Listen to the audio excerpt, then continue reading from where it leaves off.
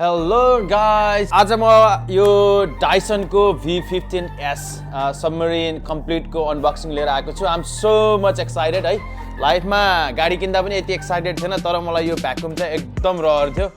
I have heard so many good things about this vacuum हैन. यो खासमा चाहिँ wet mop अनि त्यसपछि dry पनि vacuum. Wet and dry Dyson को चाहिँ एउटा only option हो. I can say that this is probably the expensive vacuum the Dyson has ever made. So I'm very excited. आज म धेरै दिनपछि आयो अनि I wanted to make a video because this is something I really wanted for a long time. Okay, so let's unbox it now.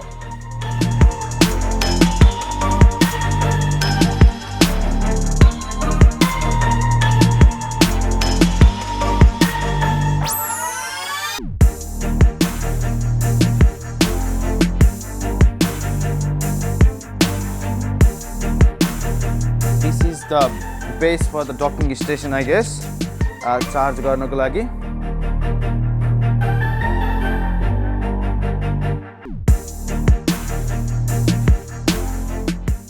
This is how it comes. So where do I start? So many parts. One. So this is Dyson submarine model. So basically it made mop गर्नलाई पनि use गर्न सकिन्छ यो vacuum, which I am so much excited because हाम्रो घरमा चाहिँ अब kitchen सिचन सफा गर्दाखेरि चाहिँ भ्याकुम गरेर फेरि मप युज गर्नु पर्थ्यो भने with this vacuum we can solve that problem with just one vacuum. We just need to change this roller head. So यो चाहिँ यसको चाहिँ वेट रोलर हेड हो. योलाई सफा गर्न मिल्छ. यहाँ चाहिँ सफा पानी हाल्न मिल्छ. सफा पानी हालिसकेपछि and we can do the wet mopping with this vacuum.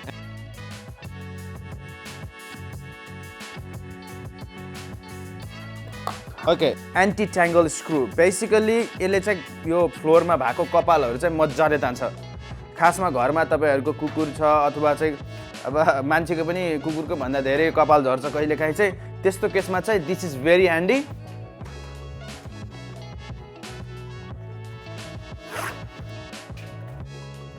Okay. The optical one. र यो चाहिँ खासमा यसबाट चाहिँ साइडबाट चाहिँ लाइट आउँछ र लाइटले गर्दाखेरि चाहिँ फ्लोरमा भएको फोरहरु चाहिँ सबै एकदम झिलिलिली नै बल्छ अनि त्यो बलेर चाहिँ फोरहरु देख्न अनि त्यसलाई टिप्नको लागि चाहिँ धेरै नै ह्यान्डी हुन्छ. It's called fluffy optic roller र स्पेशली यो रोलर चाहिँ हार्ड फ्लोरको लागि this is very useful. So maybe like hybrid floor, laminated floor अनि त्यसपछि तपाईको चाहिँ टाइल फ्लोरहरुको लागि this is very handy. So this comes with these 3 roller head and I think there is one more as well. Let me find out. So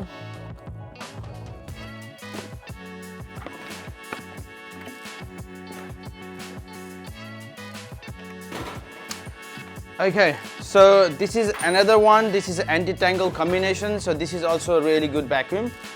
यो चाहिँ अलि ठुलो साइजको मा छ. यो चाहिँ स्पेशली तपाईको चाहिँ कार्पेटहरुको लागि चाहिँ very handy because it's anti-tangle plus यसले कम्बिङ पनि गर्छ. I mean यसले चाहिँ स्पेशली कस्तो हुन्छ भन्दाखेरि यसको यो ब्रशले चाहिँ तपाईको फ्लोरमा यो कार्पेटहरुमा जम्मा भएको फोरहरुलाई चाहिँ मज्जाले निकाल्छ. So this is also another another roller head. यसलाई मैले अहिले यही नै राखे है. Vacuum here. Really this is actually the vacuum. भन्नु पर्दा खासमा चाहिँ यो it's very easy. You can see like a trigger, like a woo. And then if you we can choose the speed of the vacuum here. यो चाहिँ अहिले charge भएको छैन त्यही भएर यसलाई चाहिँ फुल्ली चार्ज भनेको छ. बट यहाँ चाहिँ हामीले कति फोर टिप्यो, कति कस्तो खालको माइक्रो अर्गानिकहरु थियो, के थियो सबै यसमा देखाउँछ. And this is the main part of अनि यसलाई सफा गर्न पनि धेरै इजी नै हुन्छ. खासमा चाहिँ यो भ्याकुममा चाहिँ एकदम राम्रो टेक्नोलोजी छ. यसलाई चाहिँ यसो गरेर गरेपछि ठ्याक्कै सबै आफै सफा हुन्छ. यसलाई यसरी क्लोज गर्यो and that's it. Easy.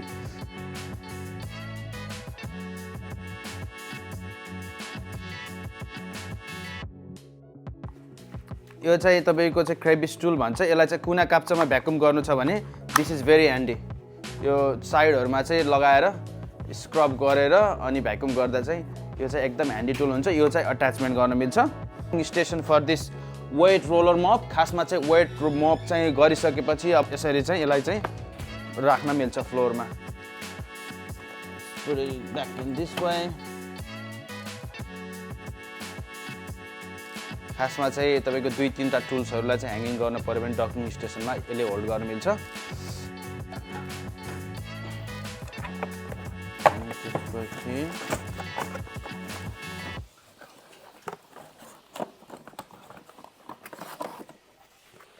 Station for the charger vacuum को चार्ज गर्नको लागि चाहिँ यो चाहिँ डकिङ स्टेशनको लागि एउटा पार्ट्स हो अहिले देखाउँछु म कसरी गर्ने भनेर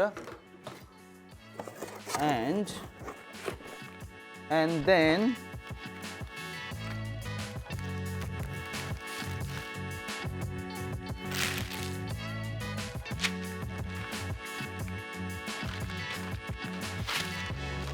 okay यो चाहिँ कम्बिनेसन यो यहाँ यसमा यसरी जान्छ यो चाहिँ यसको कम्बिनेसन हो and then I'll put it here and then there is another one this is the pole for the docking station so vacuum लाई चार्ज गर्नको लागि चाहिँ यो चाहिँ docking station हो nice yeah good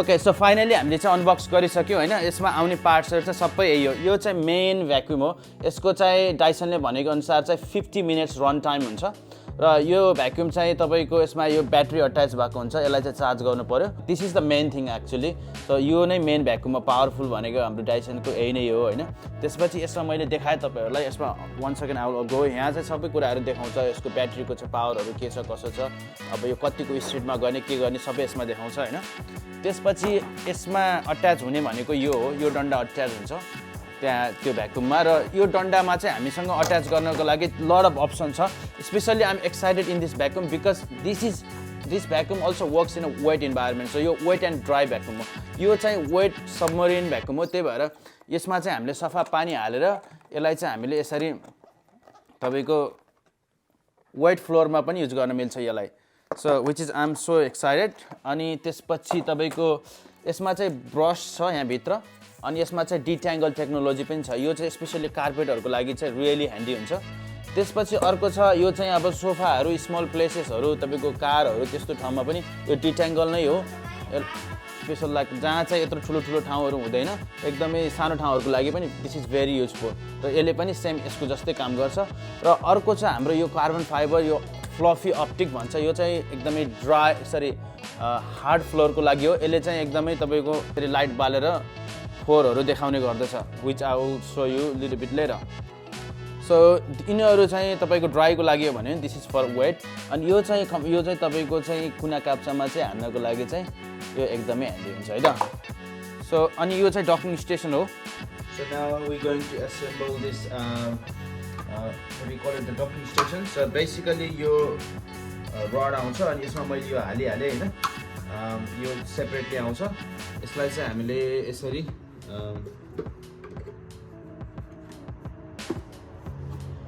कनेक्ट गर्नुपर्छ यसरी यो कनेक्ट गरिसकेपछि now we have this one but before I connect this one I want to connect the charger first because you can see here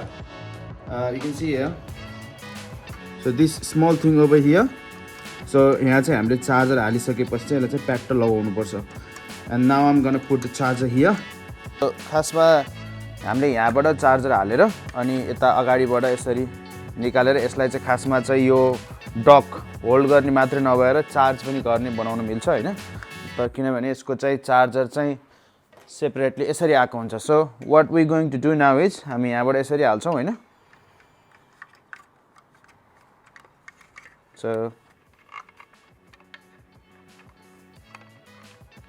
okay यसलाई यसरी हालिसकेपछि we will gonna close the lid है यसरी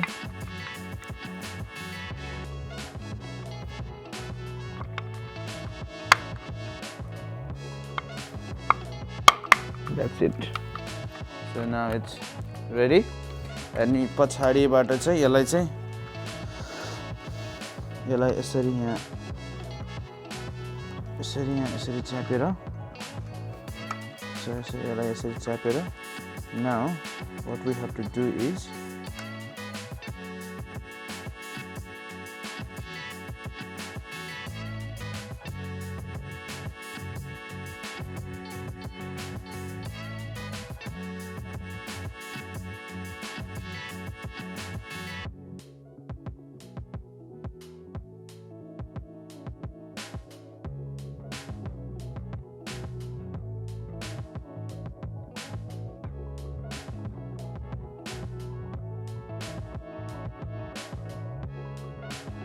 now we have docking station set up हैन अब यो docking stationमा चाहिँ हामीले अब पालै पालो यो अर्गनाइज गर्छौं हैन यो अर्गनाइज गर्नको लागि भनेर दिएको हो you can see this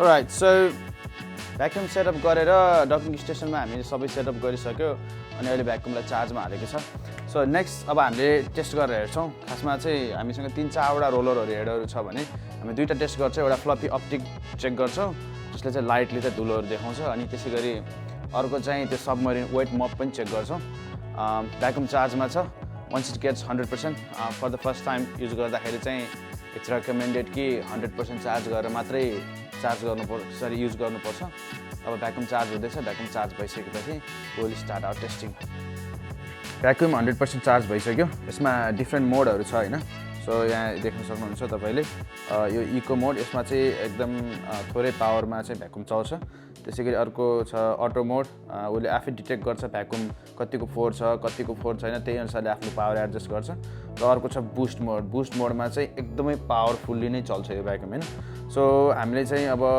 इकोनोमीबाटै सुरु गरौँ हैन अब यसबाट चाहिँ अब भ्याक्युम चलाउनलाई चाहिँ मैले पहिला पनि भनेको यो चाहिँ ट्रिगर हुन्छ यहाँनिर यसरी तपाईको अनि त्यसपछि त्यो दाबेपछि तल चाहिँ लाइट बल्छ सो अब हामीले यो बत्ती निभाउँछौं हैन किनभने उज्यालोमा नदेखेको चाहिँ यसले चाहिँ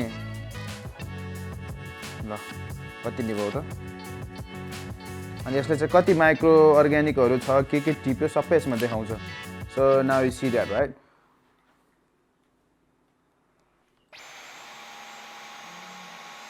अनि हाम्रो आँखाले नदेखिने चीजहरु पनि यसले चाहिँ यसरी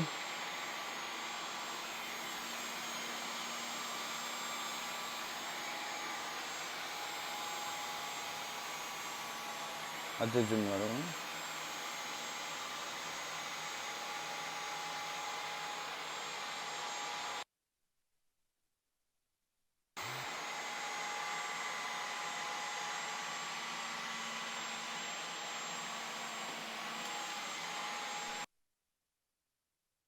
भ्याक्युम गरिसकेपछि यहाँ चाहिँ के चीज कत्रो साइजको फोरहरु टिप्यो भनेर यहाँ चाहिँ क्लियरली देखाएको छ भ्याक्युमको रन टाइम चाहिँ 83 मिनेट भनेर देखाएको छ किनभने हामी अहिले इकोनोमी मोडमा छौं हैन अब यो चाहिँ खासमा चाहिँ फ्लफी अप्टिक भयो यो चाहिँ हार्ड फ्लोरको लागि तपाईको अनि एकदमै धुलोहरु त्यस्तो भएको ठाउँको लागि चाहिँ एकदम बेस्ट हो यो कार्पेट फ्लोरको लागि चाहिँ त्यति ठीक हुँदैन कार्पेट फ्लोरको लागि चाहिँ अर्को डिट्याङ्गल टेक्नोलोजी वाला छ अब नेक्स्ट हामी चेक गर्छौं सबमरिन वेट मप है त सो ओके चेन्ज गर्नको लागि हामीले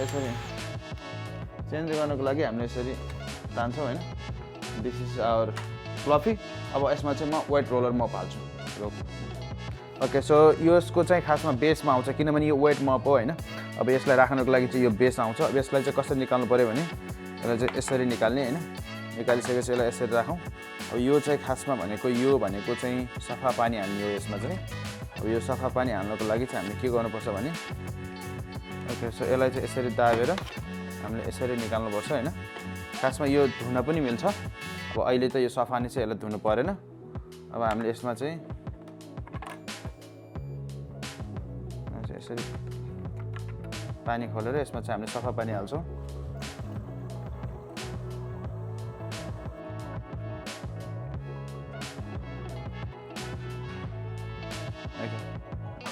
सफा पानी हालेर हैन सो पानी भरिसकेपछि यसलाई चाहिँ हामीले यसरी छिराउनु पर्यो हैन छिराइसकेपछि यहाँ यसरी मिलाएर perfect so now it's ready है अब नेक्स्टमा चाहिँ now we connect this wet roller head हैन now अब टेस्टिङको लागि हामीले के गर्छ भने सो टेस्टिङको लागि चाहिँ हामी अब यहाँनिर चाहिँ अलिकति दूध घोप्ट्याएको छ है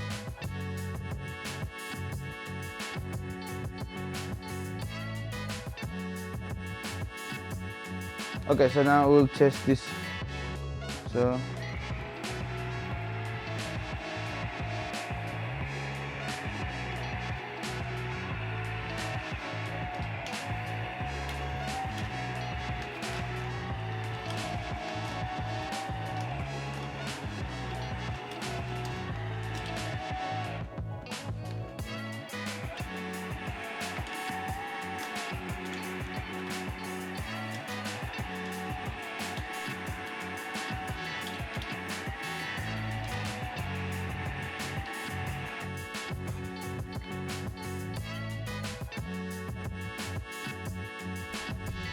भर्खरै यो भ्याक्युमले वेट मप गरेको देखिहाल्नुभयो यो वेट मप गरिसकेपछि यसलाई यो फोहोर पानीलाई चाहिँ यसरी खनाउने अनि त्यसलाई हामीले सफा गर्न पनि मिल्छ मज्जाले पानीमा सबै कुराहरू सफा गर्न मिल्छ त्यो रोलर हेयरलाई पनि मज्जाले मिची धोएर सुकाउन पनि मिल्छ